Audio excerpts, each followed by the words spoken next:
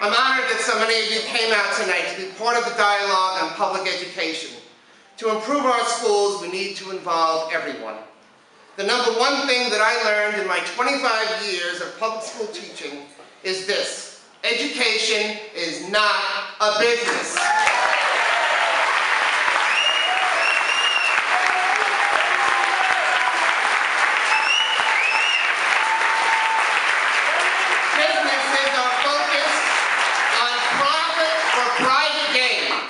Education is about the public good. Business is about corporate ownership or private control. Education is about community engagement. Business is in a market economy, have winners and losers. Education is about helping everyone become a winner. Business is aimed at competition, and education should be about equality. A tremendous effort to undermine the very foundation of public education in our nation, and specifically in our city.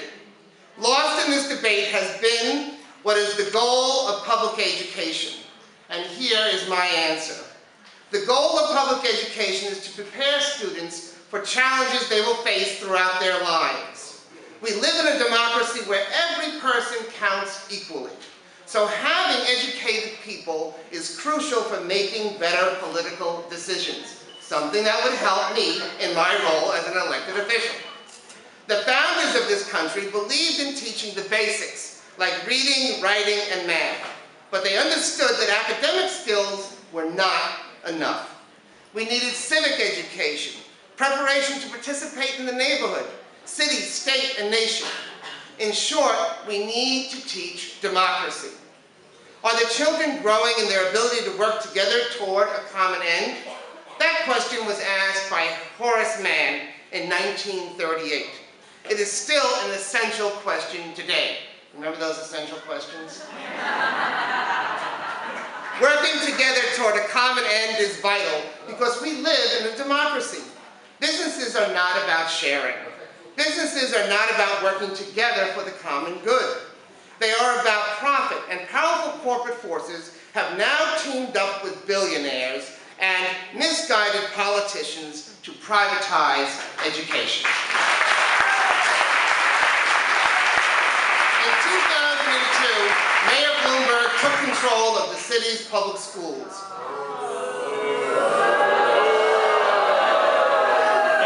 He promised to improve the quality of public education. He was determined to bring a corporate mindset to the classroom. 10 years later, there is little to no evidence that he has made any progress. If your only frame of reference is money and business, you will fail to understand the complex nature of public education. It is like the old saying, if you're a hammer, everything looks like a nail. A signature objective of Mayor Bloomberg has been to introduce corporate policies into the city's schools. He's gone to great lengths to appoint people with minimal education background to the chancellor's position. Can you imagine him appointing a police commissioner with no law enforcement experience? This serves as the first indication of the disrespect and hostility the mayor had toward teaching that festered in his administration.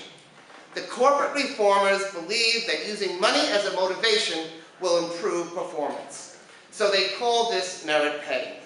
There is no evidence that this has ever worked in the public school system, and after 10 years of trying it here in New York City at a limited amount, or limited level, there are other parts of and in other parts of the US, we can clearly state that it doesn't work here. The real problem with monetary rewards for individual teachers is that there is no objective way to measure teacher performance. That is why there is now an obsession with teaching, with testing.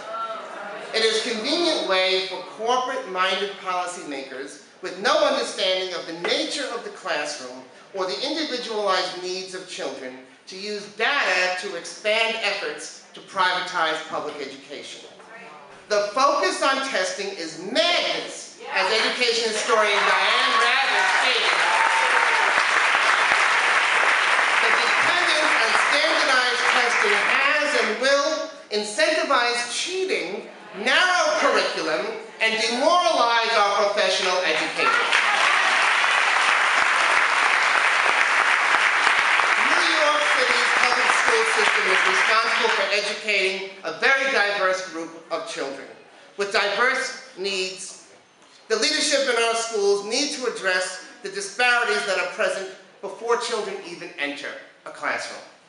There are 3 factors that have been shown in scientific studies to repeatedly be a significant factor in student performance in the United States. 1 is smaller class sizes. Early childhood education and care, study after study has shown that to be effective. And the effects on poverty in our students' lives. The Bloomberg administration has taken its eye off the ball and not focused on the very things that are proven to help our schools. In fact, it's never even tried to reduce class size. Class sizes have gone up in the 10 years of mayoral control. Early childhood education has not kept up with the population growth or demand. And there has been a dramatic rise in family homelessness. We need to stop the obsession with testing. It is harmful to children. We don't need to create a generation of robots who only know how to fill a bubble with a number 2 pencil.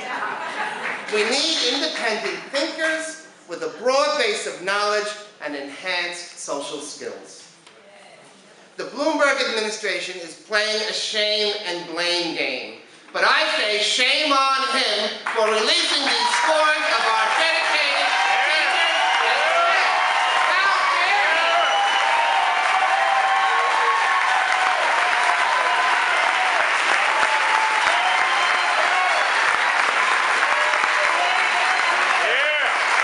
Shame on him. In Atlanta, after a systematic cheating scandal was caused by the testing hysteria, a new superintendent, Errol Davis, was installed to clean up the mess. He summed up the problem perfectly. Education is the only industry in this country where failure is blamed on the workers and not the leadership. Where is the accountability for the mayor and for the chancellor?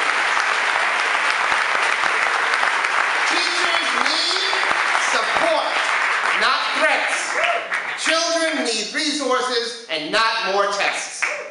Too much emphasis on testing will only narrow the curriculum and take away from the critical need to teach democratic ideals through civic education. Each child enters the classroom with different challenges and different interests.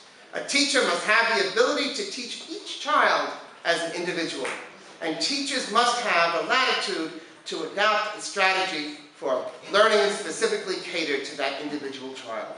One size does not fit all. And we need chancellors who are experienced educators to understand that message. Again, let's focus on what works. Reduce class size, expand early childhood education, and alleviate the effects of poverty. There are no shortcuts, no magic tricks, because education is not a business. With all this tension and debate, we sometimes fail to acknowledge that there are many wonderful, wonderful, wonderful public schools and public school teachers, aides, secretaries, guidance counselors, you name the gamut, school staff, support people, everyone who dedicates their lives. I've never known a teacher who came into the system to do evil to children. They all come in with the hope that they can affect children's lives and make their lives better, but they're ruined by a system that says to them, no, you can't do this, no, you must do this, and yes, you must do that. And that's what we need to fight against.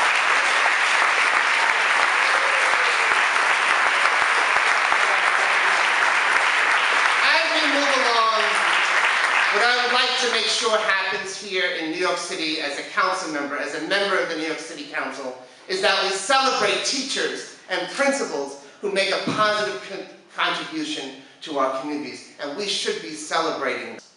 Albert Einstein once said, "Not everything that can be counted counts." and not everything that counts can be counted.